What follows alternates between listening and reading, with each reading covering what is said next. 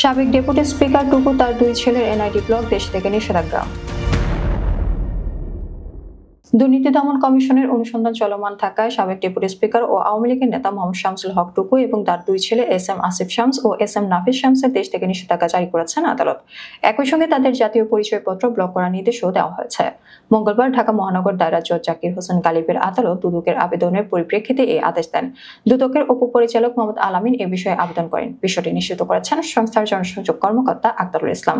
আদালতে দাখিল করা আবেদনে উল্লেখ করা হয়, শামসুল হক টুকুর বিরুদ্ধে রাজনৈতিক প্রভাব ব্যবহার করে অনৈতিক অপরাধমূলক কর্মকাণ্ডে জড়িত থেকে বিপুল পরিমাণ স্থাবর অস্থাবর সম্পদ অর্জনের অভিযোগ রয়েছে।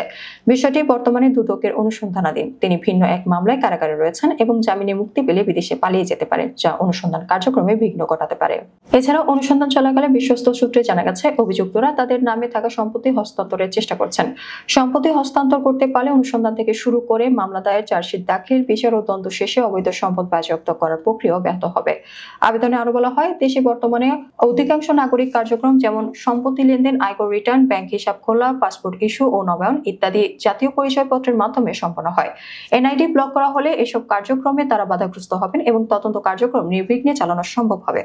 উল্লেখ্য, আত্মগোপনে থাকা জাতীয় সংসদের সাবেক ডেপুটি স্পিকার শামসুল হক টুকুকে গ্রেফতার করা হয়েছে।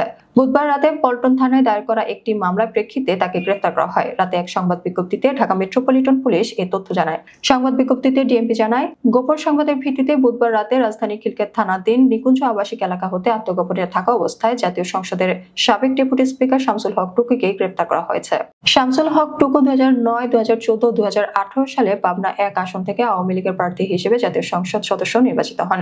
তিনি বিদ্যুৎ ও জ্বালানি প্রতিমন্ত্রী এবং স্বরাষ্ট্র প্রতিমন্ত্রীর দায়িত্ব পালন করেন। 2022 সালে 28 আগস্টে তিনি একাদশ জাতীয় সংসদের ডেপুটি স্পিকার হিসেবে দায়িত্ব গ্রহণ করেন। প্রসঙ্গত, কোটা সংস্কার আন্দোলনকে কেন্দ্র করে গত 5 আগস্ট ছাত্র জনতার কর্মসূচির মুখে সাবেক প্রধানমন্ত্রী শেখ হাসিনা পদত্যাগ করে ভারতে পালিয়ে যান। এরপর থেকে মন্ত্রী পরিষদের সদস্য থেকে শুরু করে বেশিরভাগ আওয়ামী লীগ নেতা আত্মগোপনে চলে যান।